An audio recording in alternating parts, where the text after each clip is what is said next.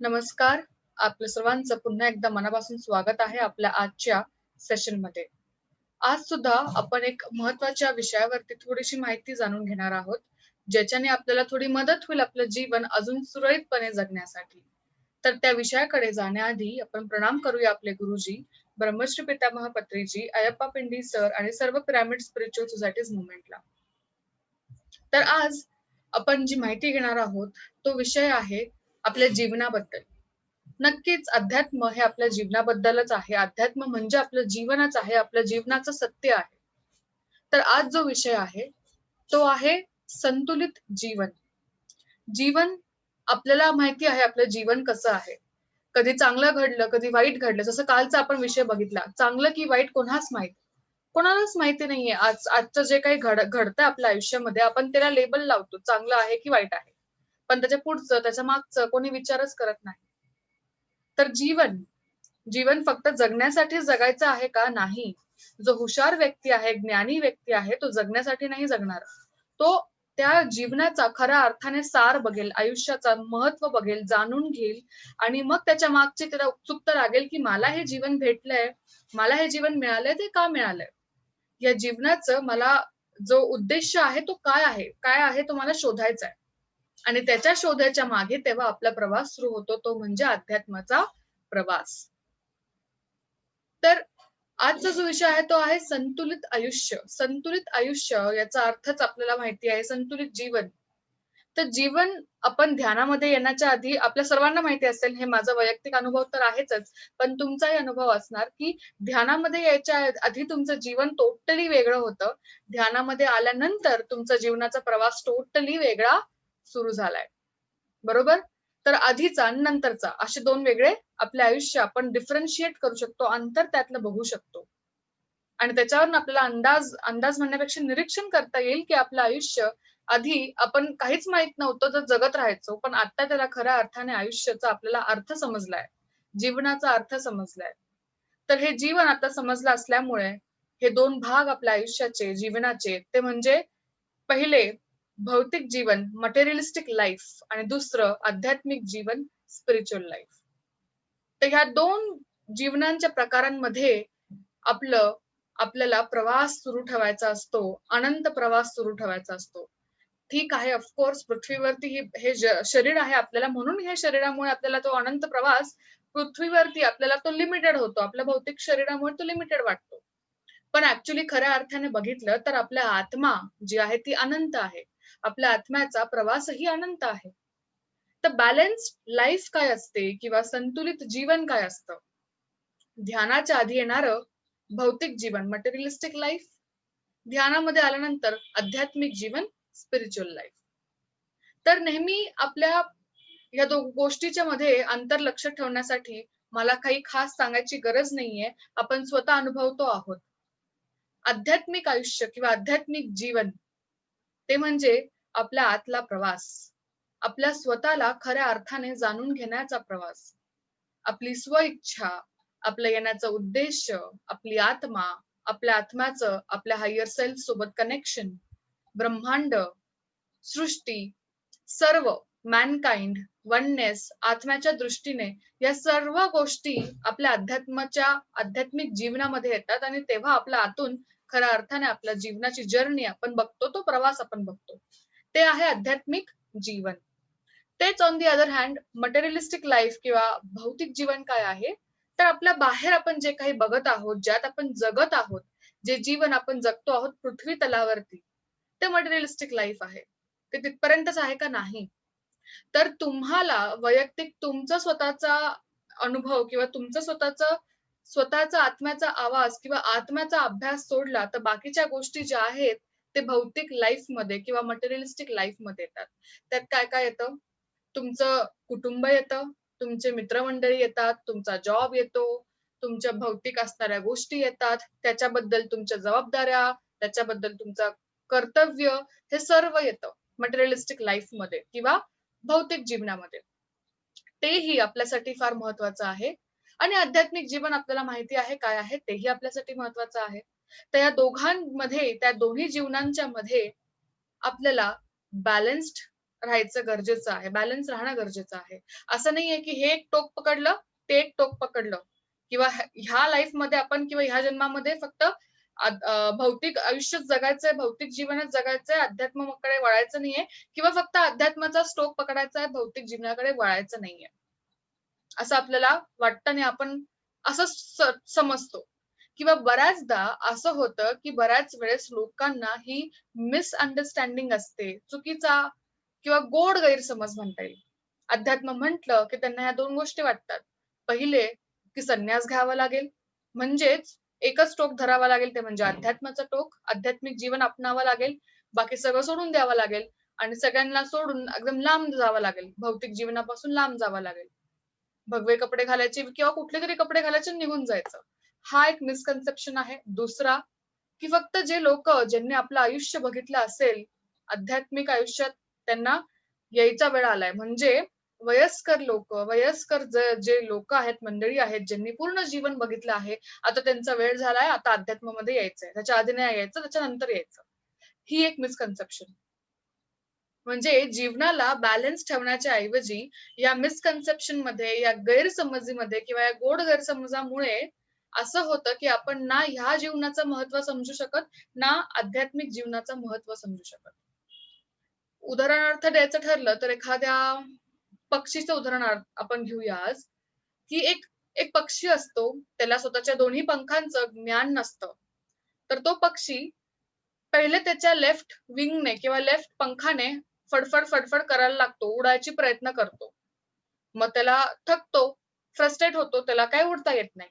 मग त्याला कुठून तरी परत स्वतःला स्वतः समजतं, की अरे मला राइट साइड पण आहे, राइट साइडचा पण पंख आहे.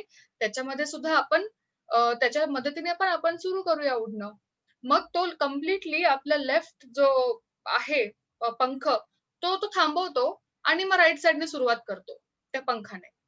मग तेव्हा खूप मेहनत करतो, खूप मेहनत करतो, त्याच्यात जीव लावतो, सगळं करतो जसं लेफ्ट साइडला केलं. मग ह्या साइडला त्याला उडता येत नाही कारण की हा एकच पंखा असल्यामुळे तो तिथेही फ्रस्ट्रेट होतो. मग थोडं त्याला विचार येतो किंवा स्वतःच अंदाज लावतो, स्वतःच निरीक्षण करतो आणि मग याच्यासोबत हा वाला पंखही फ्लॅप करायला शिकतो किंवा उडवायला शिकतो आणि त्या पद्धतीने हळू-हळू स्वतःला मध्य रस्त्यावरती आणून, ना लेफ्ट ना राइट मध्य रस्त्यावरती आणून बॅलन्समध्ये येऊन तो स्वतःचे दोन्ही पंख एका खट्टी उडवायचा प्रयत्न करतो आणि तेव्हा तो त्याला स्वतःच्या जीवनामध्ये उडायला सुरुवात करतो किंवा त्याचं जे एक मेन त्याचा मोटिव्ह आहे, त्याचं जे मेन महत्त्व आहे उडण्याचं, तो या दोन्ही पंखांच्या सहारे उडतो.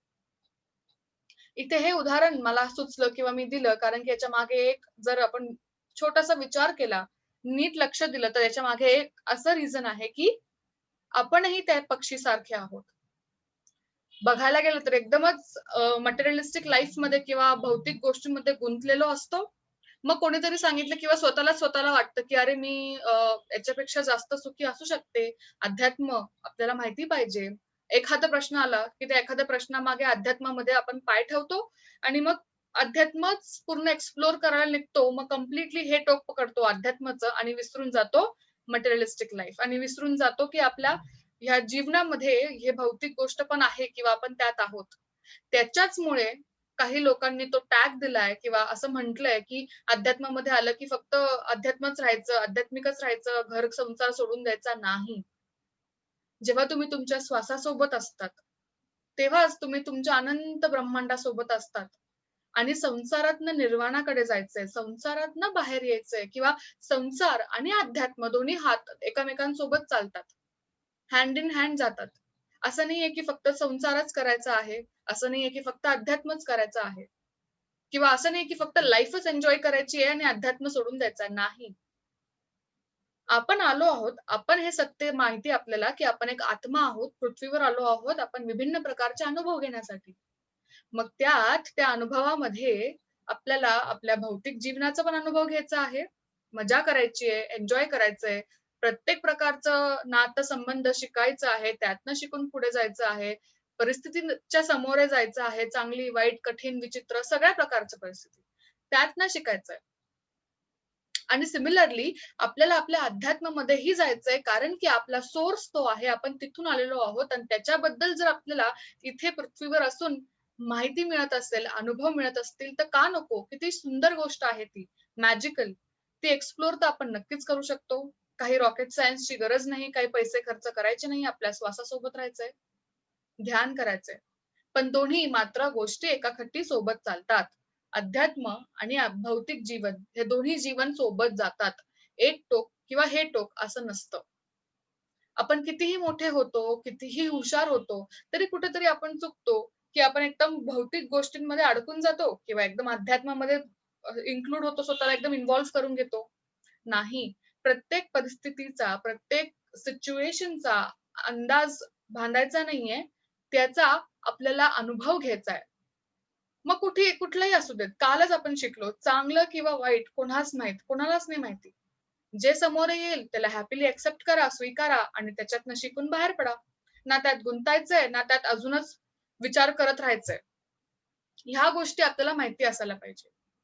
जे जीवन आपल्या भौतिक गोष्टींमध्ये आहे, म्हणजे जे आपल्या इतर गोष्टींमध्ये सुरू आहेत, ते आपलं भौतिक जीवन आहे. त्यातनंच आपल्याला पुढे जायचंय. दुसरं ऑप्शन नाही, कारण की पृथ्वीवर तेच जीवन आहे.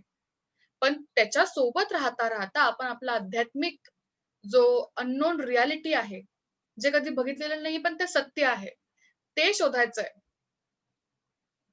बऱ्याचदा काही लोकं इतके कन्फ्युज्ड असतात, इतके कन्फ्युज्ड, की ते जगतात भौतिक जीवनामध्ये, संसारही करतात, पण जे ह्या मटेरिअलिस्टिक लाईफमध्ये असतील किंवा जे ह्या भौतिक जीवनामध्ये असतील गुंतलेले, ते फ्रस्ट्रेट झालेले असतात. एकदम फ्रस्ट्रेट. त्यांना माहितीच नाहीये, की ते इथे का बरं आहे? त्यांनी लग्न का केलं? त्यांचा संसार कसा चालू आहे? त्यांचा जॉब कसा चालू आहे? त्यांच्यासोबत हे घडतंय, ते घडतंय. त्याच्यामध्ये इतकं इन्क्लूड करतात, इतकं इतकं ते त्या गडबडीत असतात किंवा इतकं ते त्या फ्रस्ट्रेशनमध्ये असतात, की ते मग ब्लेम करायला सुरुवात करतात. स्वतःला, इतर लोकांना, देवाला, ब्रह्मांडाला, याला, त्याला तक्रार करायला सुरुवात करतात. ते समजूनच घेत नाही, की आपण इथे का आहोत? की आपलं हे जीवन काय आहे? आपण जन्म घेतलाय. जन्म घेण्याच्या मागचं कारण काय आहे? आपल्या सोबतच या परिस्थिती का घडत आहे? ह्या गोष्टींचा जर त्यांना एकदाही थोडीसाही एखादा प्रश्न पडला, तर तो त्यांच्यासाठी अध्यात्माचा दरवाजा ओपन होतो. आणि मग संसारात राहून अध्यात्मामध्ये राहिल्यामुळे अजूनच अधिक संसार चांगलं जगता येतं. कारण की अध्यात्मामध्ये आपल्याला एक गोष्ट नक्कीच समजते, की आपण सर्वांना आत्म्याच्या नजरेने बघायचं आहे, दृष्टीने बघायचं आहे. सर्व आपल्यासारखेच आहेत. तुम्ही, मी, बाकी सर्व कोणीच वेगळे नाहीयेत. अंतर नाही होणार. अंतर करायची गरजच नाही. कारण की आपण आत्म्याच्या लेव्हलने सर्वांना बघतो. जगतो. इथे जीवन जगतो. कारण की हे जीवन जगण्यासाठी आलो आहोत. हा जन्म माझा, माझ्या नावाचा किंवा संजना नावाचा एक कॅरेक्टर आहे, आपण माहिती आहे आपल्याला. ते आपण निभवायला आलेलो आहोत.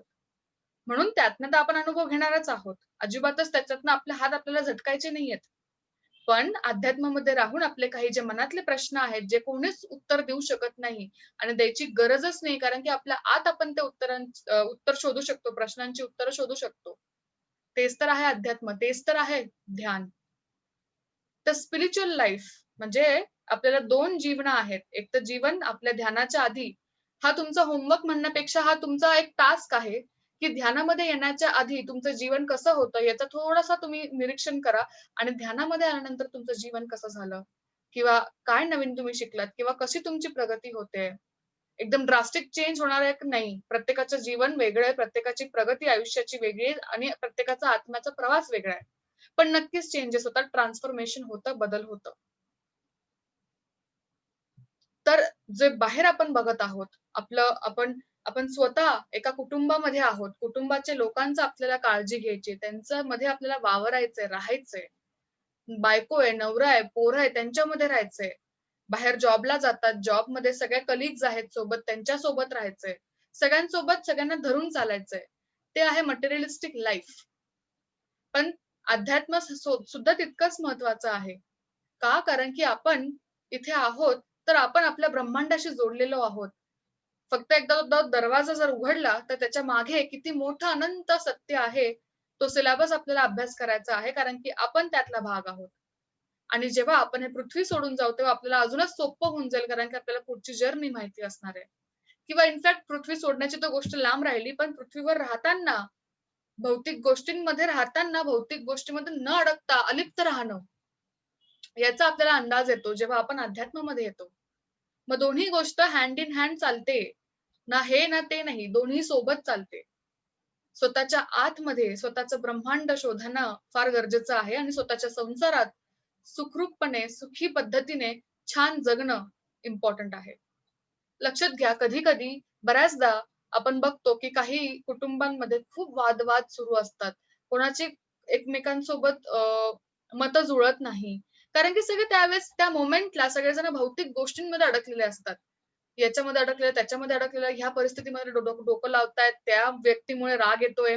ह्या सगळ्या गोष्टी त्यांना वाटतं कारण की त्यांचं ती मटेरिअलिस्टिक लाईफ जी आहे, भौतिक जीवन तेच त्यांचं जग आहे. तेच सत्य आहे, असं त्यांना वाटतं. पण तेच व्यक्ती, सेम व्यक्ती जर ध्यानात आले, ध्यानात आल्यामुळे त्यांना हे कळालं, की हे टेम्पररी आयुष्य आहे. पण ह्या टेम्पररी आयुष्यात पण मला माझं 100% द्यायचंय. त्याच्यामुळे कोणाचंच काहीच बोलणं मनाला न लावता, सगळ्यांमध्ये राहून स्वतःचं कर्तव्य भावनिक स्तरावर, मानसिक स्तरावर, शारीरिक स्तरावर सगळं पूर्ण अनुभव घेऊन, त्यातनं अलिप्त मला बाहेर पडायचंय. ही फीलिंग तेव्हा जेव्हा आपल्याला समजते, तेव्हा आपण आपले हे जे संसार किंवा हे जे फॅमिली ज्याच्यामध्ये थोडे वाद होत होते, तेही नाहीसे होतात. कारण की आपला विचारसरणी बदलते. कारण की आपण ह्या ज्या गुंतलेल्या ज्या चिखल आहे त्याच्यातनं बाहेर येतो पूर्णपणे आणि त्या अनंत सागरात आपण जातो ते म्हणजे आपल्या अध्यात्माचं. आणि त्याच्यामुळे आपल्याला नॉलेज येतं, विस्डम येतं आणि जेव्हा आपण ध्यानाला बसतो, प्रॅक्टिकली जेव्हा ध्यान करायला सुरुवात करतो, तेव्हा आपल्याला अजूनच जास्त जागरूकता येते. अजून जास्त आपण अवेअर होतो. मग असे काही लोकं आहेत, जे अध्यात्मामध्ये नसल्यामुळे भौतिक गोष्टींमध्ये असतात, अडकतात, फ्रस्ट्रेट होतात आणि त्यातनं सुटका म्हणून ते अध्यात्मामध्ये येतात. असेही काही लोकं आहेत. त्यातनं सुटका हवी म्हणून अध्यात्मामध्ये येतात आणि मग अध्यात्मामध्येच इन्व्हॉल्व होतात आणि भौतिक गोष्टींना बाजूला ठेवतात. मी बोलले होते, एक तर हे टोक किंवा ते टोक घेतात. ह्या टोकामध्ये फ्रस्ट्रेशन झालं म्हणून त्याच्यातनं बाहेर पळण्यासाठी हे मार्ग निवडलं अध्यात्माचं. तिथे काही काळ त्यांना बरं वाटेल. मग परत तिथे ते फ्रस्ट्रेट होतात. कारण की ते अध्यात्माचा सहारा घेतात ह्या आयुष्यातनं बाहेर पळण्यासाठी. तिथेही ते फ्रस्ट्रेट होतात. मग कधी पण 2 गोष्टींना ताणण्यापेक्षा त्या 2 गोष्टींमध्ये बॅलन्स आणणं गरजेचं आहे. ही गोष्ट त्या लोकांना कधी येत नाही. मग ते सफर करतात. का सफर करतात? कारण की एकतर ते बाहेर शोधत आहे किंवा एकदमच आतमध्ये विचार करताय काहीतरी. पण या दोघांच्या मधला जो रस्ता आहे, त्याचा मार्ग त्यांना मिळतच नाहीये. गौतम बुद्धांनी सांगितलं होतं, इव्हन स्वतःच्या आत्म्याला स्वतः तुम्ही विचारा, तीही तुम्हाला मधला मार्ग दाखवेल. मधला मार्ग, ना जास्त ना कमी, मधला मार्ग. इव्हन आपले 7 चक्रास आपण बघितले. प्रत्येक चक्रामध्ये तुम्ही बघितलं असेल, ऐकलं असेल किंवा जाणवलं असेल किंवा वाचलं असेल. प्रत्येक चक्रामध्ये जास्त ऊर्जाही चांगली नाही आणि कमी ऊर्जाही चांगली नाही. मधली बॅलन्स्ड ऊर्जेची गरज आहे. सिमिलरली आपल्या जीवनामध्ये आपण एकदम अध्यात्मामध्ये पण नाही, आपण एकदम भौतिक जगातही नाही, आपण मधल्या मार्गावर आहोत. म्हणूनच पत्रीजी सुद्धा कायम म्हणतात, संसारातनं निर्वाणाकडे जायचंय, संसार सोडून नाही किंवा निर्वाणाची वाटच नाही बघायची, संसारच करत राहायचा असंही नाही. आज कितीतरी पिरॅमिड मास्टर्स आहेत, कितीतरी. जे ध्यान आपण करतोय, पिरॅमिड ध्यान किंवा आनापानसती ध्यान, असे कितीतरी मास्टर्स आहेत, जे मस्तपैकी आपले सुखी संसाराचं जीवनही जगतायत, अध्यात्मामध्येही आहेत आणि जगापर्यंत अध्यात्मालाही पोहोचवतायत, हॅपीली. कारण की निर्वाणा कडे जर जायचंय, आत्मउन्नती जर प्राप्त करायची असेल, एनलाइटनमेंट जर हवी असेल, तर तिथे जाणारा जो रस्ता आहे, तो आपल्या संसारातनं जातो. तो आपल्या भौतिक जीवनातनं जातो. कारण की भौतिक जीवनच आहे जे तुम्हाला अधिक जास्त अनुभव देईल आणि त्या अनुभवातनं तुम्ही मस्तपैकी शिकून बाहेर निघाल आणि तेव्हा तुम्ही जलद प्रगती कराल कुठे? आत्मउन्नतीकडे, एनलाइटनमेंटकडे. जेव्हा आपण आपल्या मटेरिअलिस्टिक लाईफला म्हणजेच भौतिक आयुष्याला, भौतिक जीवनाला आणि आध्यात्मिक जीवनाला सोबत कंबाईन करतो, मधला मार्ग जेव्हा निवडतो, जेव्हा ह्या 2 गोष्टी, हे 2 जीवन आपले सोबत येतात, तेव्हा ते पूर्ण होतात. तोपर्यंत ते अधुरे असतात. कंप्लीट होतात जेव्हा ते सोबत येतात. जेव्हा त्यांना आपण कंबाईन करून मधल्या मार्गावर चालायला शिकतो, तेव्हा आपण कंप्लीट होतो. आपली आत्मा कंप्लीट होते आणि तिला जो हा कंप्लीट होलसम पूर्णपणे भरलेला अनुभव जो पाहिजे, तो ह्या दोघांच्या मिळण्यानंतरच होणार. म्हणजे आध्यात्मिक जीवन आणि भौतिक जीवनासोबतच तिला तो तो अनुभव ज्याच्यासाठी ती जन्माला आली आहे पृथ्वीवरती, तो अनुभव त्याच वेळेस मिळणार. त्यामुळे आपल्या मनातनं कधीच हा मिसकन्सेप्शन काढून टाकायला पाहिजे, की एकतर फक्त अध्यात्म किंवा फक्त भौतिक जीवन नाही, दोन्ही गोष्टी महत्त्वाच्या आहेत. दोन्ही गोष्टी करता येतील. कारण की तुम्हीच विचार करा ना, की आपण आपली आत्म्याने आपल्याला निवडलं किंवा आपल्या आत्म्याने विचार केला, पृथ्वीवर यायचंय, आपल्याला शिकायचंय आणि आपली जी प्रगती आहे ती फास्ट करायची आणि मग प्रमोट व्हायचंय. आत्मजगामध्ये प्रमोट व्हायचंय. एक थोडक्यात सांगायचं ठरलं, तर आत्मजगामध्ये सुद्धा आपल्या आत्म्यांची प्रमोशन होत असते. ह्या लेव्हलपासनं त्या लेव्हलला, त्या लेव्हलपासनं वरच्या लेव्हलला. सगळं एनर्जीच्या स्तरावर, ओके?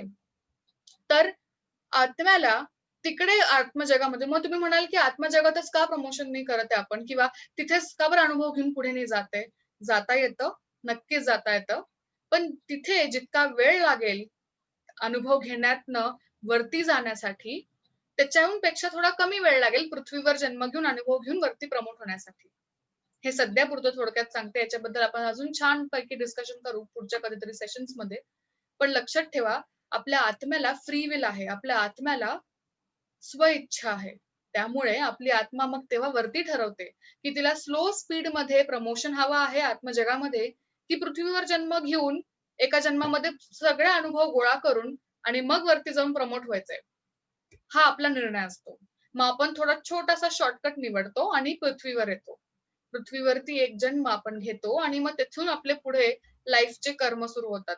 म्हणजे जीवन, कर्म, सायकल, मृत्यू असं. आणि जोवर आपण आपले सर्व कर्म बॅलन्स नाही करत, तोवर आपण पृथ्वीवरती जन्म घेत राहतो. मग 400 वेळा जन्म घेऊ, मग 4000 वेळा जन्म घेऊ, हे आपल्या कर्मावरती असतं. त्यामुळे जर आपण हे सगळी नॉलेज, हे सगळं ज्ञान जेव्हा आपण अध्यात्मामध्ये येतो तेव्हा कळतं. बघा कसं रिलेटेड आहे. आणि जेव्हा हे ज्ञान कळतं, तेव्हा आपण कर्म करण्यापासून स्वतःला थांबवतो आणि केलेले कर्म आपण बॅलन्स करायला शिकतो आपल्या भौतिक जीवनांमध्ये. तसंच आपलं भौतिक जीवन आणि आध्यात्मिक जीवन अशा पद्धतीने रिलेटेबल आहे. नाहीतर आपण जर अज्ञानी असतो, आपल्याला अध्यात्माबद्दल काहीच माहीत नसतं, तर आपण आपल्या भौतिक जीवनांमध्ये कर्म, कर्म, कर्म, कर्म गोळा करत गेलो असतो. बॅलन्स करायचा तर दूर, जाणता अजाणता वाईट कर्म घेतले असते. कारण की अध्यात्मामध्ये आल्यानंतर मला कर्माबद्दल अजून क्लॅरिटी आली, की छोट्या-छोट्या गोष्टींमध्ये सुद्धा आपण कर्म गोळा करतो. खरंच आहे आणि ते खरंच आहे, की आपण छोट्या-छोट्या एका व्यक्तीसोबत बोलताना किंवा काही एखादा क्रिया करताना सुद्धा कर्म आपण गोळा करतो. किती सावध असणं गरजेचं आहे याचा अर्थ. म्हणून जेव्हा आपण आध्यात्मिक जीवनामध्ये जेव्हा येतो, आपल्याला या सर्व गोष्टींचं नॉलेज मिळतं, ज्ञान मिळतं. ते आपण आपल्या जीवनामध्ये आचर्यात आणतो, इम्प्लिमेंट करतो आणि तेव्हा जाऊन आपण आपल्या ह्या भौतिक जीवनामध्ये, संसारामध्ये जे चुका करू शकतो, ते आपण करत नाही. आपल्याला आता नॉलेज आलंय, की आपण हे नाही करायला पाहिजे. आणि जे केले असतील, त्यांना आपण ध्यानात आल्यामुळे बॅलन्स करतो. या अशा पद्धतीने आपलं जीवन, आपलं कर्म सायकल एकमेकांशी जोडलेली असते. भौतिक जीवनाची आणि आध्यात्मिक जीवनाची. त्यामुळे दोन्ही आयुष्य, दोन्ही जीवनाचं आपल्याला फार महत्त्व आहे. हे टोक किंवा ते टोक नाही. दोन्ही सोबत. या दोन्हींचं मिश्रण आध्यात्मिक जीवनाचं आणि मटेरिअलिस्टिक लाईफ, भौतिक जीवनाचं, संसाराचं मिश्रण फार गरजेचं आहे आपल्या या आत्म्याला तिला हवं ते अनुभव देण्यासाठी आणि जलद प्रगती करून आत्मजगेत जाऊन वरती प्रमोट होण्यासाठी. फार सरळ सोप्पर भाषेत मी सांगितलंय.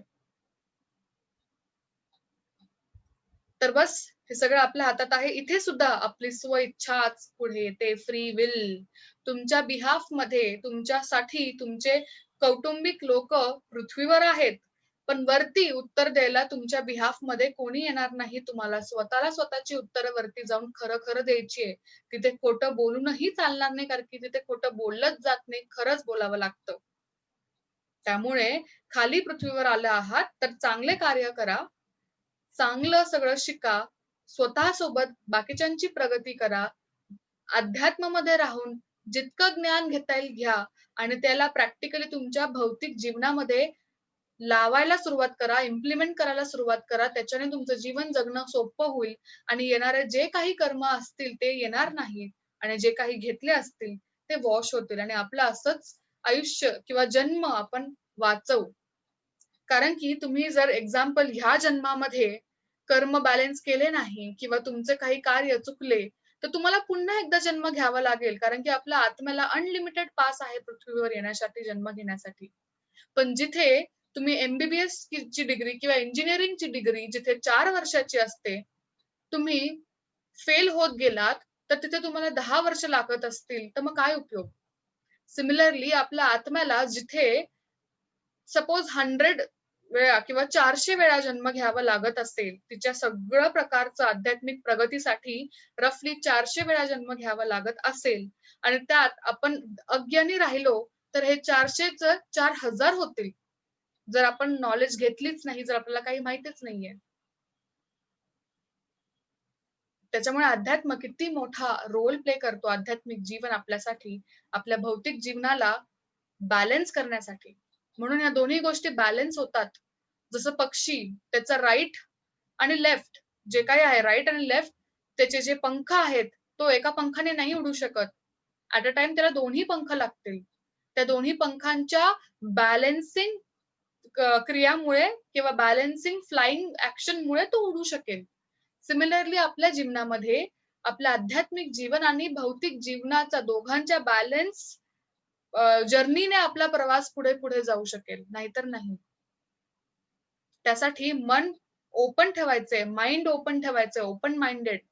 माइंडसेट नाही बनवायचे. विचार सतत नको. ओपन माइंडेड राहा आणि रेडी राहा. कधीही काही येऊ शकतं. Except it. स्वीकारा. चांगलं असेल त्यातनं अजून चांगलं होणार. वाईट असेल जर तुम्ही त्याला पण वाईट लेबल दिलं तर ते तुम्हाला वाईटच वाटेल. पण ती सिच्युएशन कठीण असेल तर त्यातनं शिकून बाहेर पडा. ह्या गोष्टी असतात ज्या आपल्याला स्वतःला समजणं गरजेचं आहे. तुम्हाला सांगायला किंवा कोणालाही बाहेर विचारतं कोणी तुम्हाला सांगू शकणार नाही कारण की ते स्वतःच अज्ञानी किंवा इग्नोरंट असतात. ते इग्नोर करतात जे लोकं ध्यानी नसतील ते. स्वतःचे प्रश्नांची उत्तरं स्वतः शोधायची आहे. डिक्शनरीत नाही मिळणार, पुस्तकात मिळतील ते आध्यात्मिक पुस्तकात. पण जेव्हा स्वतः ध्यानाला बसाल, तेव्हा वैयक्तिक काही प्रश्न असतील त्याचे उत्तरं तुमचं मन तुम्हाला, तुमची आत्मा तुम्हाला सांगणार आहे. सो आपलं जीवन बॅलन्स करायला शिका, संतुलनमध्ये आणायला शिका. राइट लेफ्ट मध्ये नाही तर दोन्ही सोबत जातात. आध्यात्मिक आणि भौतिक जीवन दोन्ही सोबत जातं. Okay, all right. सो आपण इथे थांबूया. अर्धा तास आपण छानपैकी ध्यान करूया. ज्यांना माहिती आहे कसं बसायचं ध्यानामध्ये त्यांनी बसून राहायचंय. ज्यांना नाही माहिती मी सांगते. एकदम फर्स्ट ऑफ ऑल रिलॅक्स बसा. अजिबातच कुठल्या पद्धतीचं शरीराला काहीच वेदना होता कामा नाही. एकदम रिलॅक्स बसायचं आहे. मांडी घालायची आहे. मांडी नसेल घालता येत तर पाय पसरवले तरी चालेल. पाय पसरवलेले असतील तर दोन्ही तळपाय एकमेकांवर क्रॉसमध्ये ठेवायचे आहेत. दोन्ही हातांची बोटं एकमेकांमध्ये गुंफवायची आहे. मांडीवर अलगद पद्धतीने ठेवायची आहे. पुढचा अर्धा तास आपण कंप्लीटली ध्यान करणार आहोत. हा वेळ आपला आपल्या श्वासासोबतचा आहे. त्याच्यामुळे डोळे बंद ठेवायचे, अजिबात उघडायचे नाहीये. चष्मा असेल तर काढून ठेवा आणि आपण आनापानसती ध्यान करतो अर्थात ब्रेथ मेडिटेशन. सो आपल्या येणाऱ्या आणि जाणाऱ्या प्राकृतिक श्वासासोबत राहा. ओके, आपण ध्यान करूया. मी म्युझिक लावेल. Let's meditate.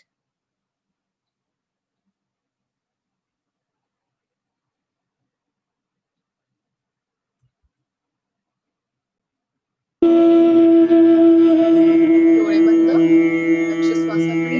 रिलॅक्स.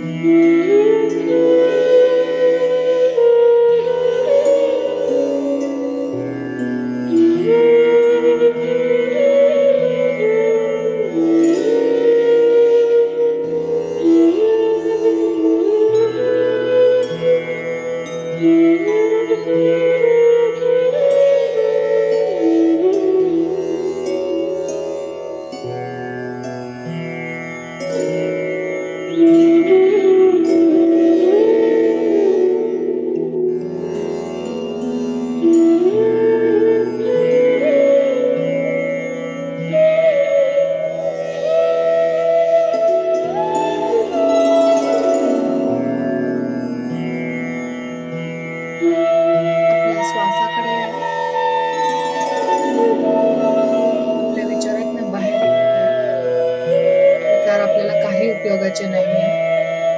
आपला श्वास आपलं सर्वस्व आहे. त्याच्यासोबत राहा. शक्तीने आपल्या आत येऊ द्या. एकदम रिलॅक्स.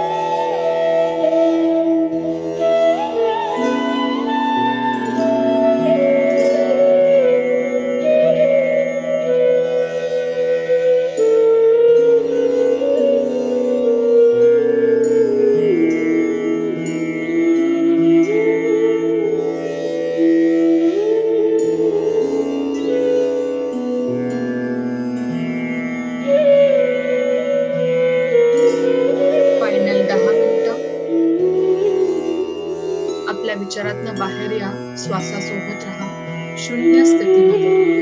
जिथे एकही विचार नसेल त्या ठिकाणी राहा.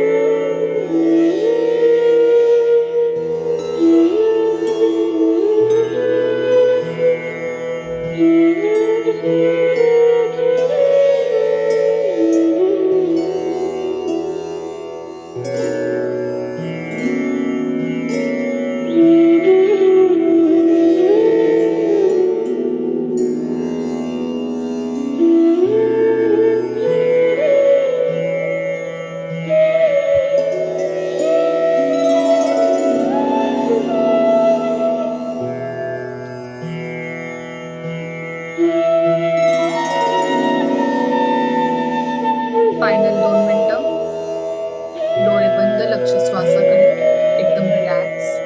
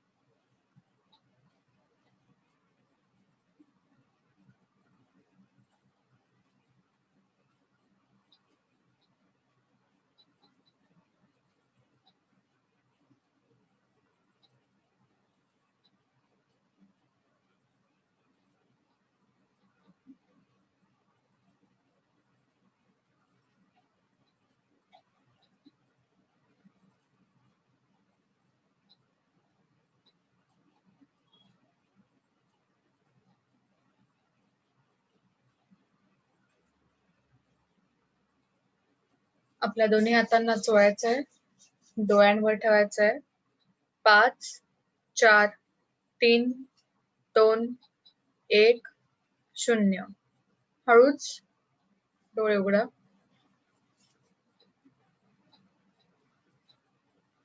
ज्यांना अजूनही डोळे उघडायची इच्छा नसेल होत, ध्यानात राहायचं असेल, तर नक्कीच ध्यान करा आणि जेव्हाही वाटेल तेव्हा ध्यानातनं बाहेर या.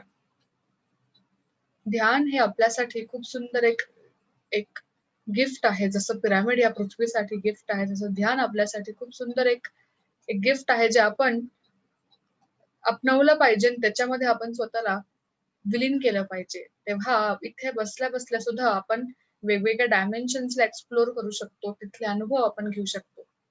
जो आपला हक्क पण आहे आणि जो जाणून घेणं ही आपली इच्छा झाली पाहिजे. तर आज आपण आध्यात्मिक जीवन आणि भौतिक जीवन यामधला बॅलन्स किती महत्वाचा आहे, मधला मार्ग किती महत्वाचा आहे, हे थोडंसं समजून घेतलं. पण ते माहिती करून घेण्यामध्ये आणि स्वतःच्या जीवनामध्ये इम्प्लिमेंट करण्यामध्ये खूप फरक असतो. तर नक्कीच आपल्या जीवनामध्ये एक बॅलन्स आणा. आतापर्यंत नसेल तर आणा. ऑफकोर्स ध्यानी लोकांना सांगायची गरज नाहीये. ते स्वतःच एक्सप्लोर करतात आणि स्वतःला जाणीव होते आणि आपण त्याच्यामध्ये अजूनच चांगल्या पद्धतीने जेव्हा सत्य समजतं, तेव्हा आपण आपल्या शरीराला, आपल्या मनाला, आपल्या भावनांना वेगळ्या स्तरावरती अनुभव द्यायला शिकतो. ओके? सो असंच ध्यान करत राहा. आध्यात्मिक जीवनाचाही चांगला बॅलन्स ठेवा आणि आपल्या भौतिक आयुष्याला, डेली लाईफलाही, डेली रुटीनलाही चांगल्या पॉझिटिव्ह वेमध्ये जगा. सगळ्यांमध्ये राहून सुद्धा लिप्त राहा, पण आपल्या कर्तव्य छान पद्धतीने पार पाडायचंय. ओके? सो उद्या पुन्हा एकदा 9 वाजता वेगळ्या विषयावरती आपण भेटणार आहोत. Okay? Be a master YouTube channel subscribe करायला विसरू नका आणि Zoomवर सुद्धा सेशन्स अटेंड करायला विसरू नका. Thank you so much for joining आणि असंच ध्यान करत राहा. Thank you.